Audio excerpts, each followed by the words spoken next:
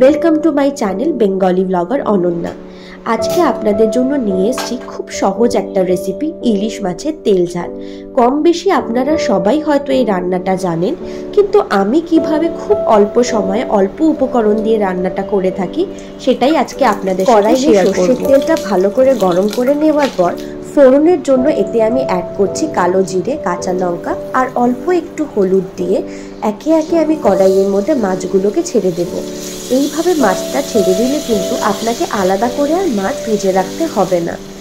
এক পিঠ মাছের ভাজা হয়ে গেলে উল্টে দিয়ে অপর পিঠটাকেও আপনি এইভাবেই ভেজে নিতে পারেন। সময়ও বাঁচবে আর মাছের স্বাদেরও কোনো পরিবর্তন হবে না।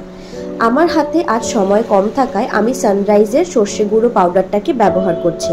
আমি এটাকে কিছুক্ষণ আগে থেকে জলে ভিজিয়ে রাখছি। আপনাদের কাছে সময় থাকলে আপনারা মিক্সিতে বা পাটাতেও কিন্তু এই গুঁড়োটাকে করে নিতে পারেন। এতে জল দিয়ে পরিমাণ মতন হলুদ, কাশ্মীরি লঙ্কার গুঁড়ো আর স্বাদ মতন নুন দিয়ে দিন। ঝালের জন্য কাঁচা লঙ্কা অ্যাড করতে পারেন। আপনারা আপনাদের ঝালের প্রয়োজন অনুযায়ী কিন্তু কাঁচা লঙ্কাটাকে অ্যাড করবেন। তারপরে ঢাকা দিয়ে কিছুক্ষণ ঝোলটাকে ভালো করে ফুটতে দিন।